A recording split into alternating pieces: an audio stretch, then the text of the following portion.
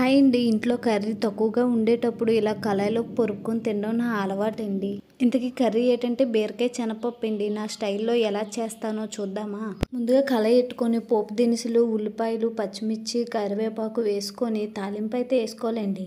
తాలింపు వేగాక ముందుగా కట్ చేసి పెట్టుకున్న బీరకాయ ముక్కలు, కొంచెం పసుపు, ఉప్పు వేసి బీరకాయలో నీరు ఇంకేంత వరకు ఫ్రై చేసుకోవాలండి మూత పెట్టుకొని. బీరకాయలో నీరంతా ఇంకాక ముందుగా కట్ చేసుకున్న టమాటా వేసుకొని మూత పెట్టి ఒక 10 నిమిషాలు మగ్గనివ్వాలి. టమాటా మెత్తగా మగ్గాక రాత్రంతా నానబెట్టుకున్న శనగపప్పు వేసుకొని ఒక 10 నిమిషాలు ఫ్రై చేసుకోవాలి. శనగపప్పు మంచిగా ఫ్రై అయ్యాక ఇంట్లో ఆడించుకున్న కారం ఒక చెంచా, కలర్ కోసం ఎర్ర కారం ఒక చెంచా వేసుకోండి. కారం వాసన పోయేంత వరకు మంచిగా ఫ్రై చేసుకొని ఒక టీ గ్లాసు నీళ్ళు వేసుకోండి.